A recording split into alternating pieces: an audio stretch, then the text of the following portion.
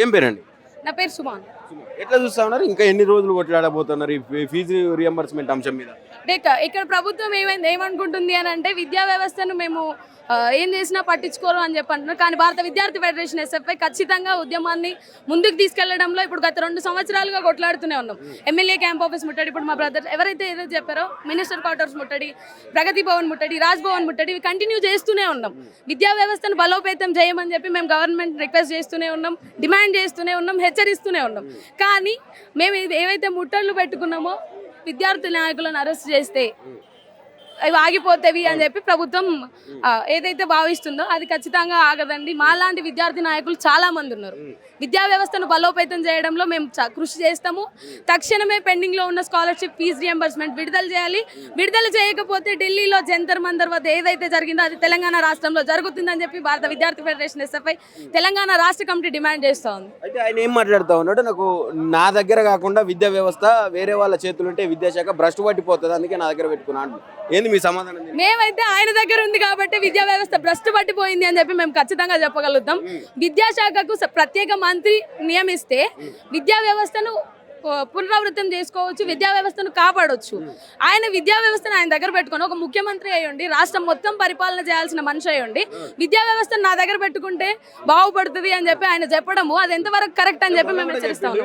ఉపాధ్యాయుల interaction programme లో నేను తప్ప దీంట్లో వేరే వాళ్ళు ఎవరు ఉంటారు, నన్ను ఎందుకు రిజైన్ చేయమంటున్నారు, నేను చాలా కమిట్మెంట్ తో పనిచేస్తున్నాను, నేను వచ్చిన తర్వాతనే వీళ్ళందరికీ కూడా ప్రమోషన్లు కేటాయించిన అని చెప్పి మాట్లాడుతున్నాను. అన్న ప్రమోషన్స్ గురించి మాట్లాడాలి అంటే మేజర్ గా విద్యా వ్యవస్థలో ఉన్న ఖాళీగా ఉన్న పోస్టులు ఏవైతే ఉన్నాయో డిఈఓ ఎంఈఓ పోస్టులను అవి భర్తీ చేయాలి. అవి భర్తీ చేయకుండా నేను ప్రమోషన్స్ ఇస్తున్నాను, విద్యా వ్యవస్థను కాపాడుతున్నా అని చెప్పి రాష్ట్ర ముఖ్యమంత్రి గారు చెప్పడము తప్పు. ఆ తప్పును ఆయన వెనకేసుకుంటూ వస్తున్నాడు ఇట్లాంటి మీటింగ్లు పెట్టి. అది ఉపాధ్యాయులకు మన ఎందుకు అర్థం కావట్లేదు అని చెప్పి మేము అనుకున్నాం. ప్రత్యేకంగా మా జనగామలో, నేను జనగామ ప్రాపర్ నాది, జనగామలో జిల్లా విద్యాశాఖ అధికారి, జిల్లా డిస్ట్రిక్ట్ మెజిస్ట్రేట్ ఐఏఎస్ ఆఫీసర్ ఎవరైతే ఉన్నారో జిల్లా కలెక్టర్, ఆయన దగ్గర విద్యా వ్యవస్థ ఉంది. విద్యార్థుల సమస్యల గురించి మేము వెళ్ళాలంటే మా కలెక్టర్ పట్టించుకోడు మమ్మల్ని. విద్యా వ్యవస్థలో ఇవి ఉన్నాయి అని చెప్పంటే ప్రభుత్వ విద్యను బలోపేతం చేయాల్సిన అధికారులే ప్రైవేట్ కార్పొరేట్ విద్యా సంస్థల ఓపెనింగ్స్కి వెళ్తున్నారు. మరి విద్యా వ్యవస్థను ఎక్కడ కాపాడుతున్నది ప్రభుత్వం? ఈ సందర్భంగా మేము ప్రభుత్వాన్ని భాగంగానే మొత్తం అల్పాహారం ప్రోగ్రాంలు ఇవన్నీ కూడా తీసుకొచ్చారు కదా. అల్పాహారం ప్రోగ్రామ్ పేరుకు ప్రోగ్రామ్ అన్న, పేరుకు ప్రోగ్రామ్ మాత్రమే. అది అల్పాహారం అంటున్నారు. మరి జిల్లాలో ఎక్కడుంది? అమలైతే లేదు. మేము ప్రత్యేకంగా సర్వేలు నిర్వహిస్తున్నాము, విజిటింగ్స్ పెట్టుకున్నాము, ఫుడ్ మేము కూడా ఫుడ్ టేస్ట్ చేసి వస్తాం, విద్యార్థుల్లో కూర్చొని మాట్లాడొస్తాం. విద్యార్థులకు మౌలిక సదుపాయాలను కల్పించడంలో, పౌష్టికాహారం అందించడంలో రాష్ట్ర ప్రభుత్వం పూర్తిగా విఫలమైందని చెప్పి మేము సంబంధించి కావచ్చు, ఇటు గవర్నమెంట్ స్కూళ్ళకి సంబంధించి కావచ్చు, ఫుడ్ ఎట్లా ఉంది ప్రెసెంట్? అదే పౌష్టికారం అంటే మేము మెనూ ప్రకారం ఫుడ్ అందించడంలో రాష్ట్ర ప్రభుత్వం విఫలమైందని చెప్పి మేము చెప్తాం. ఎందుకు అని అంటే మేము ప్రత్యేకంగా నాణ్యత అంటే మన హోమ్ ఫుడ్ లాగా మేము పెడుతున్నాము. మేము పౌష్టికాహారం మార్నింగ్ బ్రేక్ఫాస్ట్ పెడుతున్నాము, ఈవినింగ్ స్నాక్స్ పెడుతున్నాం, ఇవన్నీ మాట్లాడుతున్నాం, ఇవన్నీ పెడుతున్నాను అంటున్నారు. మరి సంపూర్ణంగా రాష్ట్ర వ్యాప్తంగా ఇది అమలు కావట్లేదు అని చెప్పి మేమైతే సందర్భంగా తెలియజేస్తా ఉన్నాం. ఆయనేమో మీరేమో ఇక్కడ అసలు ఫుడ్ విద్యార్థులకు ఫుడ్ కానీ అన్ని రకాలుగా విద్యార్థులు ఇబ్బంది పడుతున్నారు అని చెప్తే ఆయన నేను ప్యూర్లీ నాన్ వెజిటేరియన్, నేను 7 రోజులు చికెన్ తింటా అని చెప్పి మాట్లాడుతున్నాడు. ఎట్లా చూడొచ్చు ఈ వ్యాఖ్యలు? అంటే ఈ పట్టించుకోకుండా ఆయన వ్యక్తిగత విషయాలను కూడా చెప్పేంత టైం ఉంటుంది, కానీ దీనికి టైం లేదా? ఎట్లా చూడొచ్చు? ఇంట్లో మనవాడికి పూరీలు చేసి ఇచ్చేంత టైం ఉంది, కానీ విద్యా వ్యవస్థను కాపాడేంత టైం రేవంత్ రెడ్డి గారికి లేదని చెప్పి సందర్భంగా మేము తెలియజేస్తా ఉన్నాం. నాన్ వెజ్ గురించి మాట్లాడుతున్నాడు. మరి ఇంట్లో కూర్చొని నువ్వు నాన్ వెజ్ తింటున్నావు. కనీస మౌలిక సదుపాయాలు లేని విద్యార్థులు, పేద మధ్య తరగతి విద్యార్థులు ప్రభుత్వ పాఠశాలలో చదువుతున్నారు. మరి వాళ్ళ పరిస్థితి ఏంటి అని చెప్పి సందర్భంగా మేము ప్రశ్నిస్తా ఉన్నాం. ఇక్కడ నుంచి ఏం డిమాండ్ చేస్తా ఉన్నారు? రేవంత్ రెడ్డికి సూటిగా ఏం చెప్పు? రాష్ట్ర వ్యాప్తంగా పెండింగ్ లో ఉన్న స్కాలర్షిప్ ఫీజు రియంబర్స్మెంట్ రిలీజ్ చేయాలి, ప్రభుత్వ పాఠశాలలో మౌలిక వసతులు కల్పించాలి, ఇప్పుడు ఏదైతే ఖాళీగా ఉన్న పోస్టులు ఏవైతే ఉన్నాయో అవన్నిటిని భర్తీ చేయాలని చెప్పి మేము ఈ సందర్భంగా డిమాండ్ చేస్తా ఉన్నాం.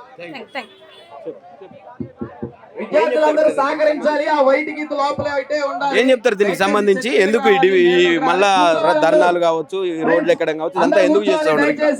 మనకి పోలీసు వారు కూడా సహకరిస్తున్నారు. భారత విద్యార్థి ఫెడరేషన్ ఎస్ఎఫ్ఐ తెలంగాణ రాష్ట్ర వ్యాప్తంగా స్కాలర్షిప్ ఫీజు రియంబర్స్మెంట్ మీద అనేక ధర్నాలు కార్యక్రమాలు నిర్వహిస్తా ఉంది. దేనికోసం అంటే గత ప్రభుత్వం కావచ్చు, ఈ ప్రభుత్వం కావచ్చు, విద్యా వ్యవస్థను ఈ ప్రభుత్వాలన్నీ భ్రష్టు పట్టిస్తా ఉన్నాయి.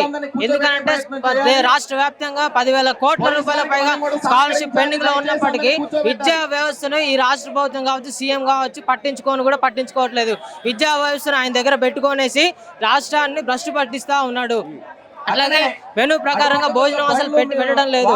ఆయన చికెన్ చేసుకొని వారం మొత్తం చికెన్ తినే అవకాశం ఉంటుందిలే కానీ గురుకులాలలో హాస్టల్లో చదువుకునే విద్యార్థులకు మెడకాయలు రెక్కలతో వాళ్ళు చికెన్ వండుకుంటా ఉన్నారు.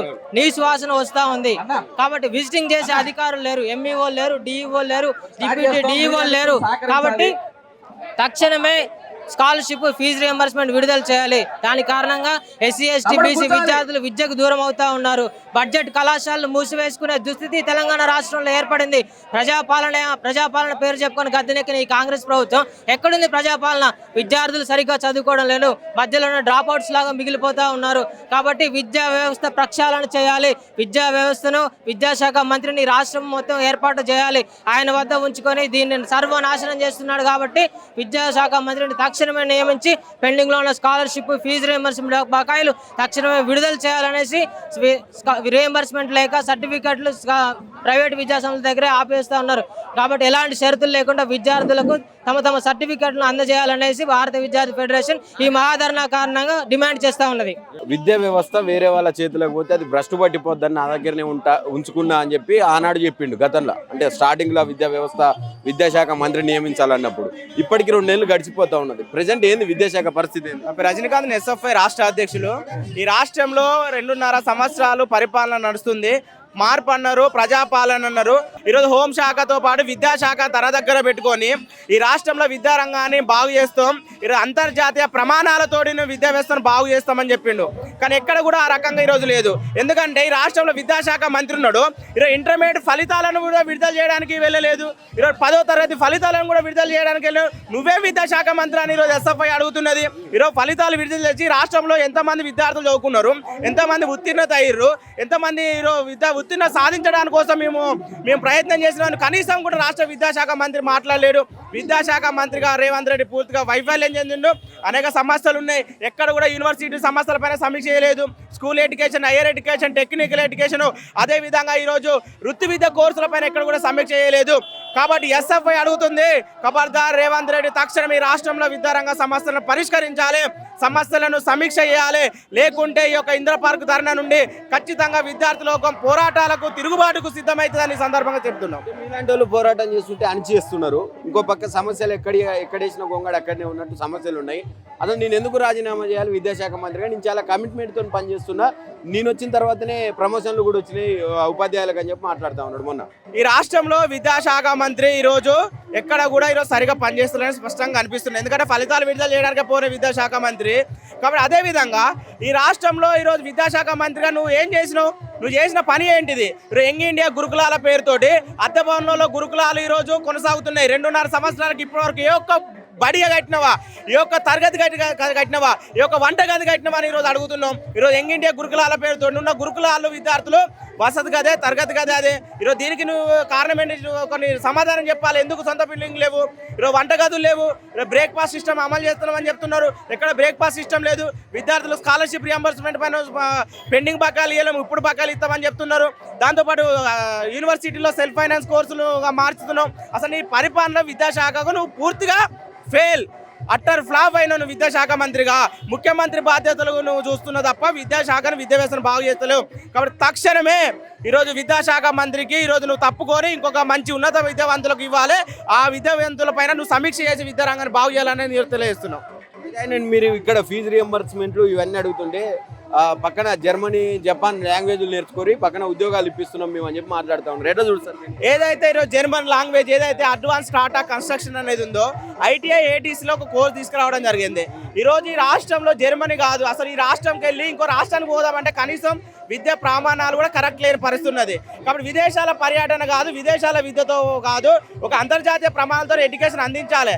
అందించడంతో పాటు ఈ రాష్ట్రంలో అసలు విద్యా వ్యవస్థ ఏ విధంగా ఉంది, ఈరోజు స్కూల్ ఎడ్యుకేషన్ కాంచాలి, హైయర్ ఎడ్యుకేషన్ కాదు, అసలు అంతర్జాతీయ ప్రమాణాలతో విద్యా వ్యవస్థ ఉండాల్సిన అవసరం ఎంతైనా ఉంది. కాబట్టి తక్షణమే నువ్వు విదేశాల పర్యటనలు ఎంతైనా చేసుకో, కానీ రాష్ట్రంలో ఉన్న విద్యారంగ సమస్యల పరిష్కారం కోసం కృషి చేయాలని సందర్భంగా తెలియజేస్తున్నావు.